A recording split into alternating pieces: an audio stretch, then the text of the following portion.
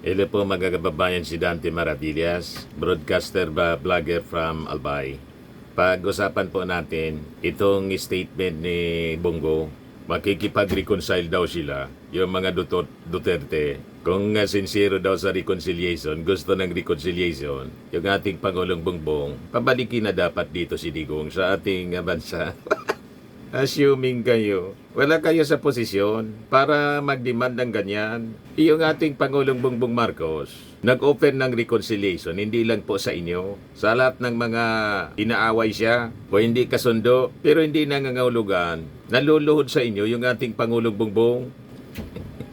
Magipag-reconcile kayo o hindi sa ating Pangulo. Presidente pa rin siya hanggang 2028. Assuming kayo. But anyway, mga kababayan, pag-usapan natin ito at sinagot na rin ang ganitong mga pananaw ng Palasyo Malacañang. Nilinaw kanina sa press briefing ni Jose Castro.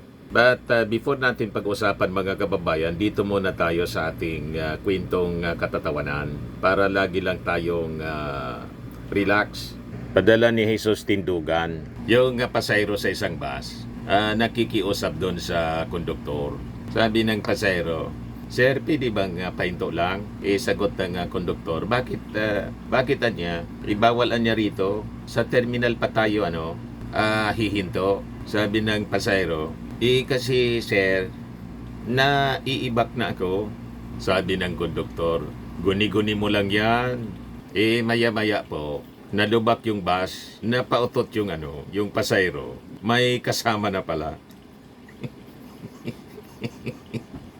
Di siyempre nangamoy. Sabi ng konduktor, ano yan? Naiba ka na? Sabi doon sa pasayro ng konduktor. Sagot ng pasayro, guni-guni mo lang yan.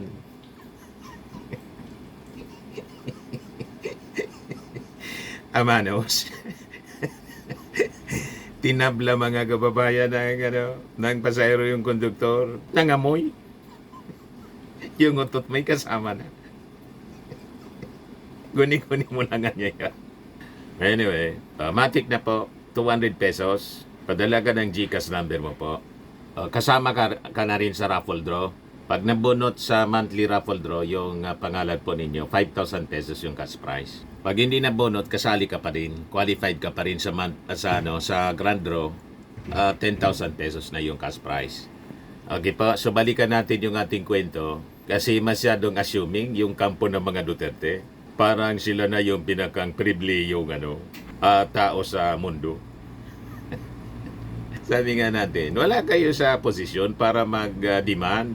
Buti nga yung ating Pangulong Bongbong Marcos gustong makipag-reconcile sa kanyang mga political nemesis, pero hindi nangangulugan na dahil gusto niyang makipag-reconcile, kalilimutan na niya yung accountability ng mga tao tulad po ni Digong, ni Sara, na may pananagutan po sa batas, may public accountability.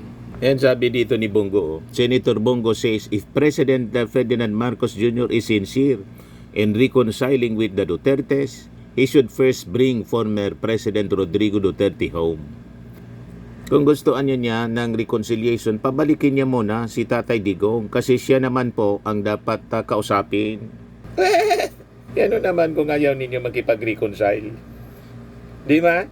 May mawawala ba sa ating Pangulong Bongbong Marcos? Kahit hindi kayo makipag-reconcile, Bongo, si Sara hindi makipag-reconcile kasi unang-una, sabi nga ng political analyst na si Ronald Llamas, sa paniwala ko niya, sa pag-uugali ng mga Duterte, hindi yun bati. Sabi ni Llamas. Yan sabi ni Llamas. Seryoso ba yung reconciliation na yan? Tanong ng Philippine Star reporter mga kababayan. Tingin ko ay kinakalculate pa ng Duterte camp. Seryoso ba ito? Pero from my vantage point, medyo mahirap. Sabi ni Ronald Llamas, knowing the Duterte, hindi na makikipagbati yon. Medyo mahirap. Hindi ko alam kung anong i-offer ng gobyerno sa mga Duterte dahil yung ICC, wala silang magagawa dyan. Hindi na makakabalik si Digong. You see, mga kababayan, tama si Ronald Llamas. Awak na ng ICC po. Wala na doon impluensya yung ating Pangulong Bongbong Marcos. Kasi unang-una, ang nag-file mga kababayan ng asunto, mga pribadong complainants, magkakalabas lang po si Digong doon sa ICC detention facility kung ma-acquit siya. Kung hindi siya ma-acquit mga kababayan, after trial na sa estimate po ng mga legal experts, it will last for 7 to 8 years. Tulad ng nangyari kay Laila de Lima. Inabot ng 7 years before na nakalabas si de Lima kasi may na yung kaso. Yung kaso kasi laban sa kanya na pinail ng gobyerno ni Digong, gawa-gawa man lang pala. Napaniwala tayo. You see? So kung ano yung ginawa niya kay de Lima, yun din ang nangyari sa kanya. Kaya sabi nga natin, wala sa posisyon si Bongo para magdemand ng ganun. Unang-una po, ginusto ni Digong po, hindi nga natin maintindihan kung bakit ganito ang mga sinasabi ni Bongo at saka ni Bato de la Rosa. Lahat ng mga kakampi nila, si Harry Roque, si Sara Duterte. Ginusto ito ng dating Pangulo.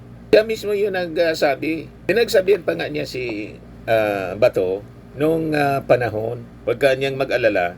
Ako ang harap sa kanila kasi ako naman ang nag-utos sa inyo. Ako naman nag-utos sa iyo. Huwag kang matakot. So napakatapang ng ating dating Pangulong Digong. Kayang-kaya niya to. At siya mismo yung nagsabi. Under oath mga kababayan ang sabihin niya. Pakinggan ninyo. Ang former president ba ay willing na mag-cooperate sa investigation sa ICC? Kaugnay dito? Quadcom ICC, investigation po. I'm asking the ICC to hurry up, and if possible they can come here and start the investigation tomorrow. This issue has been left hanging for so many years. Matagal ma'am, baka mamatay na ako, hindi na nila ako maimbestiga. So I'm asking the ICC through you na pagpunta na sila dito bukas, umpisahan na nila ang investigation. And if I am found guilty, I will go to prison and rot there for all time. Malinaw po. Ready si Digong na mabulok all his life. So, hindi natin maintindihan kung bakit yung mga supporters niya masyadong nag-aalala. Yung mismong persona, yung mismong akusado, si Digong mismo, hindi nag-aalala. Masarap ang buhay doon ni Digong, mga kababayan, nakakapagluto siya, fully air condition, may may library, maganda yung pagtrato sa kanya. Yung kulungan po, parang nasa hotel lang, mga kababayan. You see, whereas sabi nga natin, dapat ang concern kayo, yung hustisya para sa mga na-AJ case. At ito naman po na pag-AJK niya, aminado naman po siya. Sinabi mismo recorded. Mga kababayan ng mainstream media, mula mismo sa bibig, marami anyang kong kasalanan. Itong mga korupsyon anyang ito, wala. Ang kasalanan ko anya, yung AGK. Kaya sabi ng mga legal experts, ang pinakang malakas anyang ebidensya laban sa dating Pangulong Digong, yung mga admission niya mismo in public, sa mga public pronouncement niya at saka doon sa Quadcom na before niyang inadmit, nag-take oath pa siya. You see, recorded mismo ng RTBM. Iparinig ko sa inyo yung statement ni Digong. Cannot give you a coalition government. What are your sins? Ako, sabi ko sa militarya, anong kasalanan ko? Nagnakaw ba ako dyan? Ni piso? Did I prosecute somebody na pinakulong ko? Ang kasalanan ko lang, yung mga extrajudicial killing. Yung extrajudicial killing naman, itong mga ulo, lalo na yung itim na sinan.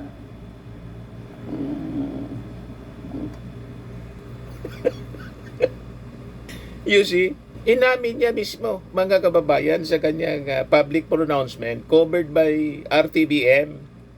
At doon sa Congress, sa Quadcom hearing, nanumpa siyang magsasabi ng totoo, that he will tell the truth, nothing but the truth. So anong problema ninyo, Senator Bongo, Senator Bato, Sara Duterte, yung kanyang mga alipore, si Harry Roque, si Panelo, na nag-away na yung dalawa, pinapasuko na si... O, di ba? Inconsistent din yung posisyon nitong si Panelo. Si Digong, gusto niyang pabalikin dito sa Pilipinas. Bring him home. Pagdating kay Roque, sabi ni Panelo, muwi ka niya rito, harapin mo yung kaso. Pero kay Digong, ayaw niyang parapin sa ICC, gusto bring him home. O, di ba? Burugsokan po ito mga personalities na dikit sa dating Pangulong Digong. Kontra-kontra ang kanilang mga posisyon. So, ang napakalakas na ebidensya galing mismo sa bibig ni guilty anya ko, ang kasalanan ko anya, my only sin is extrajudicial killings. Sabi ko, puta na, wag kang hampas kito yung ulo mo yung prosecutor na. But what right are you here to? You are actually exercising functions which you are not supposed to do, belongs to government. At the very least, you are committing usurpation of authority. Nagdududa sila, bakit he came here to complain. So for all of the, alam mo, yung tambay, wala namang masyado matatanda. Na inyo, 84, 85, 80. Tayo ang gumagastos 4,000 deaths. When? Where? How? What did they use? Wala, basta yung lahat na namatay dyan, kung sinaksak tapos alangan, maghintay pa ba lang yung nakasaksak dyan? I know that there are policemen that ito yung mga ninja na, and they are the ones killing. Yung hindi ka makaremit sa kanila, it's an organized crime actually. Harapin mo lang yung mic. President Duterte says, my only sin is extrajudicial killings. You see, lahat galing sa kanyang bibig. Inadmit niya mismo yung kanyang mga kasalanan. So, ano pa ang problema ninyo, Senator Bongo? Tapos, sasabihin ninyo, makikipag-reconcile lang kung sincero ang offer ng ating Pangulo daw, pabalikin dito si Digong. Bakit naman papabalikin dito na ginusto nga ni Digong? Siya pa yung naghamon sa Congress. Punta na niya kayo rito, bukas mismo. You see, sabi kanina po ni Yossi Castro, yung panawagan na niya for reconciliation ng ating Pangulo won't come at the expense of accountability. Ayan napikon pa nga si Yossi Castro, pero nakangiti siya habang pero alata na napipiko na siya doon sa isang reporter, yung taga Net 25, paulit-ulit niya. Ayan paulit-ulit, Claire Castro on Giorno's question about Marcos drug test. Galing sa Net25 po yung reporter. Alam namin ninyo yung alliance ng Net25 pag-ari ng Iglesia ni Cristo. Kaya ang kulit po, paulit-ulit.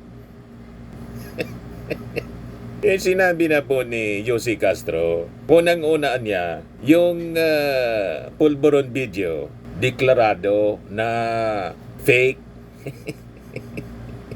Pero makulit pa rin. Pakinggan natin mga kababayan yung press con kanina, yung press briefing. Morning po.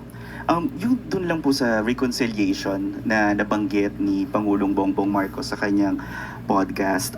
While maraming nag-welcome on this offer of the President, yung ibang political analysts believes that while unity is important, reconciliation should still be grounded on principles like truth, accountability, and respect for institutions. So parang how does Malacanang respond to concern that reconciliation may come at the expense of accountability? Lalo na po, for example, naharap din si Vice President Duterte sa impeachment trial.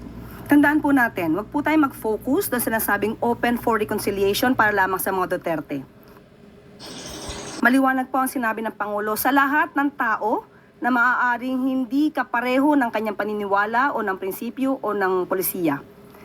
Mas maganda kung lahat ng tao ay makakasundo niya para po sa taumbayan, para magkaroon na po ng tuloy-tuloy na pagtatrabaho para sa bansa. So wag nating isentro ang open for reconciliation sa mga Duterte. Hindi po gagawin ng Pangulo na lumabag sa batas para lamang sa isang reconciliation. Follow-up lang po, Yusek.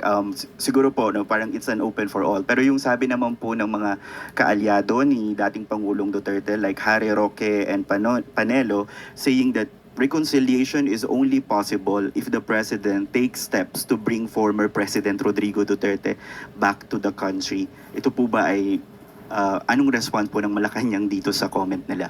Tandaan po natin, hindi po magpapahawak sa leeg at hindi po magpapadikta ang Pangulo sa mali.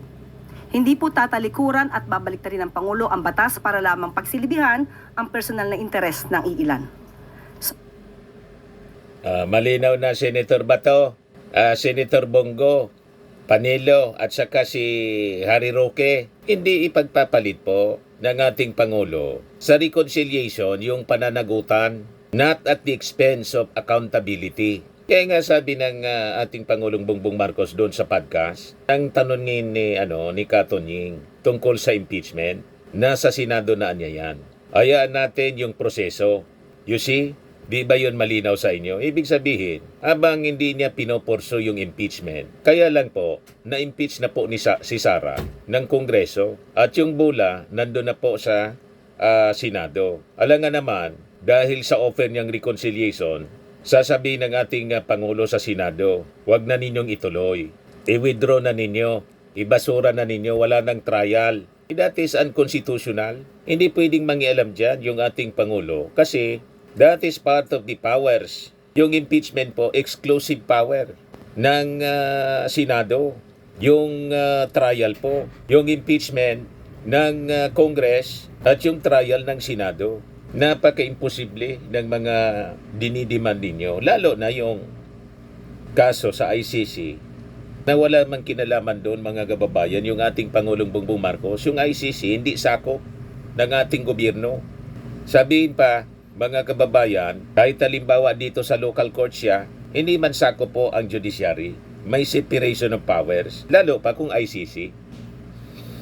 International Criminal Court yan, mga kababayan. Ngayon, nag-offer ng reconciliation yung ating Pangulo sa mga umaaway sa kanya. Kasi yung ating Pangulo hindi man nakikipag-away.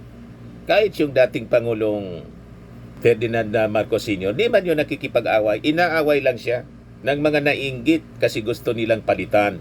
Gusto nila sila din. Parang ito, hindi pa natatapos yung turno ng ating Pangulo. 3 years pa lang, 2 years pa nga lang last year. Gusto na pong pumalit si Sara. Tumig over si Sara. Inappoint na yung sarili as designated survivor. Matindi po yung pagnanasa. Malamang yung pagnanasa will remain as pagnanasa na lang po. You see? So, makipag-reconcile kayo, hindi. Basta nag-offer yung ating Pangulo. Bala kayo kung tatanggapin ninyo. Kung hindi, wala kaming paki. Ayaw ninyo makipagkasundo. Di wag. Di ba? Hindi pwedeng isakripisyo po ng ating Pangulo ang kapakanan o ipagpapalit ang rule of law dahil sa pakikisama o pakikipagkaibigan. Walang ganun po na pag-ugali yung ating Pangulong Bongbong Marcos. Balikan natin si Yusek Claire Castro, mga kababayan. Tandaan po natin, lagi pong sa batas ang Pangulo. Kaibigan o Correct. batas? Batas pa rin po ang pipiliin ng Pangulo. Malinaw na. Eden Santos. Ito Net yung 25. makulit. Si Eden Santos ng Net 25.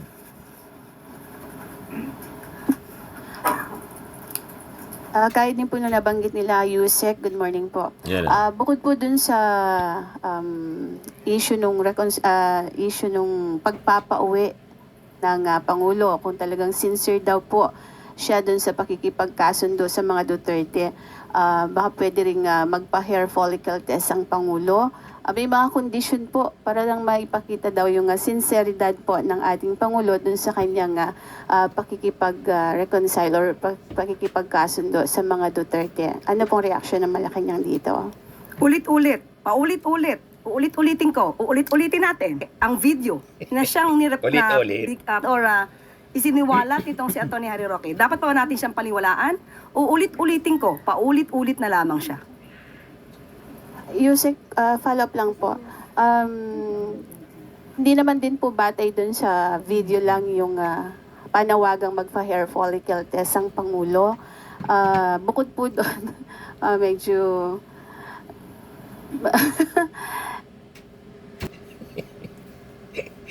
Dapat nitong si Eden Santos bumalik sa sa eskwelahan, papag-aralin uli, maturuan ng kanilang mga maturuan ng profesor po sa journalism na pag nagtatanong po, huwag pa ulit-ulit. Di ba? Nakakaya na ipaliwanag na. Ulit-ulit. Hindi natin maintindihan kung bakit nakapasok ito dyan sa Palasyo Malacanang bilang member ng Malacanang Press Corps. Di ba? Anyway, balikan natin si Yossi Castro. Paulit-ulit po ulit? Hair follicle test po ulit? Ayun po, Balit-ulitan niya, hindi pa na makalata. Nang ibig sabihin ni Yossi Castro, okay na, huwag pa ulit-ulit. Nasagot na natin. Sayang ang oras. Ulit-ulit again. Again na, ulit-ulit pa.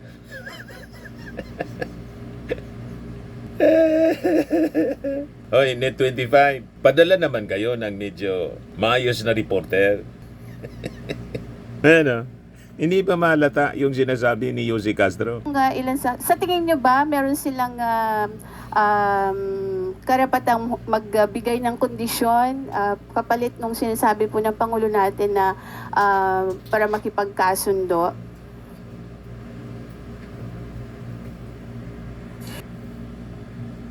Ang kasundo po ay para sa taong bayan, hindi para sa personal na interes ng iba. Correct. Alalahanin po natin, maliwanag, uulit-ulitin ko ang sinabi ng Pangulo, sa lahat ng tao, gusto niya pong makipagkasundo para magkaroon ng stability, magampanan ang dapat magampanan at hindi madiskaril ang trabaho ng gobyerno.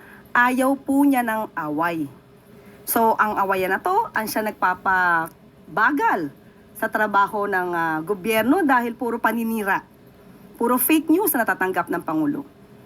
So, ang pakikipagkasundo sa lahat, hindi lamang para sa mga Duterte, ay tama lang po na gawain ng Pangulo bilang ama ng bansa. Magsasakripisyo na siya kahit siya na po yung sinisiraan. Kahit siya na po yung binibigyan na maling kwento at binibigyan at ginagawa ng peke na video. Yan po ang dapat na gawin talaga ng isang ama ng bansa. Pagkatapos, pinapalabas pa ng kampo ng mga Duterte, si Sara, si Digong, yung mga alipuris niya, pinipersecute sila ng gobyerno. Paano kayo ipipersecute ng weak leader?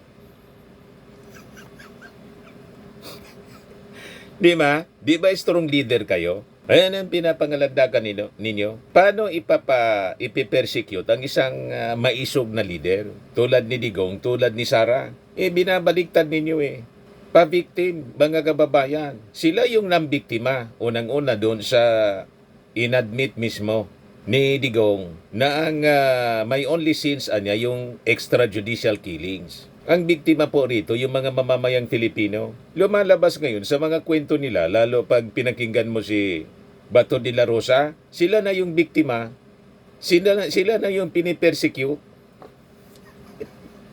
Sabi ng ating mga legal luminaries, hindi niya ito persecution, this is prosecution. Kahit si Yossi Castro, sinabi niya yan ng mga nakaraang press briefing. Walang persecution na nangyayari. This is prosecution. Bakit may prosecution? Nakagawa sila ng kamalian po. Kaya yung impeachment po, hindi po yan persecution, prosecution. Patunayan niya na wala siyang nilustay na pera ng bayan. Patunayan niya na hindi siya nagbanta. Yun ang sinasabi niya. Hindi man na niya ako nagbanta, pero may no joke. Nangontrata na daw siya. Sila man lang niya nagsasabi niya. May ganun mga kababayan. Salamat po. Follow-up, Ivan Mayrina, GMA Integrated News. With due respect, Yusek, ang sinasagot po ng Pangulo dun sa reconciliation, diretso po yung tanong, ay tungkol sa mga Duterte. He was responding to a question specifically, reconciliation with the Dutertes. Kaya nga po sinabi niya, opo, kasama ang mga Duterte. Pero wag natin pong isentro sa mga Duterte. Dahil ang sinabi niyang sumunod ay gusto niya pong makipagkasundo sa lahat ng tao. Ito po yung sinabi niya. Ayaw ko ng gulo, gusto kong makasundo ang lahat ng tao. Mas maganda. So, kung isa pong parte ang pakikipagkasundo sa mga Duterte, maganda po yun. At ang malinaw po, the offer of reconciliation should not come with any conditions. Yun po ang gusto nating sabihin. Opo, ito naman para sa taong bayan at para sa bansa. Salamat po. Another follow-up, Pierre Pastor, Bilyonaryo. Hi, Yusek. Dun sa reconciliation and ayaw ng politika, clarify lang po, hindi po ba ipapakita ng Pangulo na hahabulin niya o pananagutin kung nagkasalaman? Nagsisimula... Yes. Okay, Kasi sige po. medyo meron pong na makikipagbati ba at may ayaw ng politika kung talaga namang nagkasala. Dapat po ba, hindi po ba dapat ipakita ng Pangulo na hahabulin niya ang mga nagkasala? Nung sinabi at tinanong siya kung open siya for reconciliation, wala pong nabanggit na hindi niya ipapatupad ng batas. Wala pong nabanggit na magpapatawad siya kung may nagkasala. So ang reconciliation lamang po ay para hindi na magkaroon ng gulo. At para magkaroon nga po ng stability at matupad niya ang kanyang mga pangako sa bayan. Thank you. We have time for one more question. Alvin Baltazar, Radio Filipinas.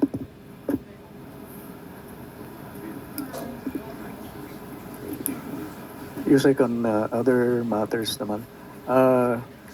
May latest ba sa OWA after ng pagkakatanggal kay Mr. Arnel Ignacio? Is there any development sa agency? Opo, sinabi po natin na si former OWA Administrator Arnel Ignacio, hindi po siya nag-resign, siya po ay tinanggal. Dahil sa mga anomalyang nabanggit na po ito ni Secretary Hans Kakdak. At maliban po dyan, mayroon pa pong isa na makakasama, ang Deputy Director na si Emma Sinclair. Pareho po silang tinanggal, hindi po sila pinag-resign. Ito lamang po ay isang senyales, maaari nating sabihin na ito ay panawagan ng Pangulo sa lahat ng mga nagtatrabaho sa ilalim niya. Nagampanan ninyo ang inyong trabaho. Huwag tanggalin ang pangluloko o lokohan sa inyong pagtatrabaho dahil hindi po mangingimang Pangulong tanggalin kayo sa pwesto. You will all be fired kapag hindi nyo tinupad ang inyong mga obligasyon sa bayan. Thank you very much, Yusek Claire. At bago po tayo magtapos, isa naman pong good news. Gusto niyo po, okay, ito maganda to Gusto niyo po bang maranasan kung paano magtrabaho sa gobyerno? Kung kayo ay college graduate, mukhang hindi na kayo pwede, overqualified, mula 18 hanggang 25 taong gulang, mas lalong hindi. Nasa junior, Nasa junior or senior college level sa darating na pasukan, at mas mababa sa latest regional poverty threshold ang kinikita ng inyong pamilya. May pagkakataon po kayong sumali sa Government Internship Program o GIP ng Department of Social Welfare and Development. 75 ang available internship slots sa bawat DSWD field office, habang 35 intern naman ang tatanggapin sa central office sa Quezon City. Tatanggap ng katumbas na 75% ng regional minimum wage as of November 2022 ang mga intern na kailangang makapagsilbi ng 30 working days. Alright, teamwork. Sa mga interesado, ano pang hinihintay nyo? Apply na. Maraming salamat.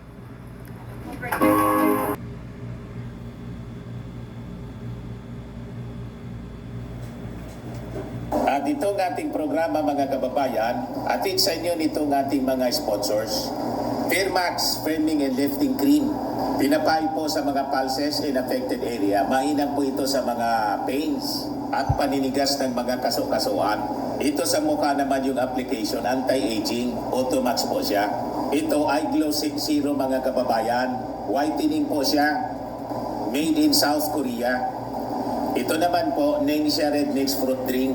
Gawa po siya sa goji berry. May anti-cancer properties po siya. At sa mga nagana po ng malinis and spacious fitness gym, pumunta lang po kayo sa aming Colossal Fitness Gym. May Grab car rental din po kami. At bills payment po sa aming office.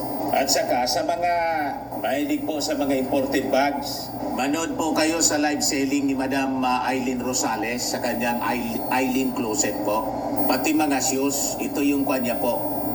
Ito yung kanyang page. Kita ninyo, napakagandang mga online selling po siya.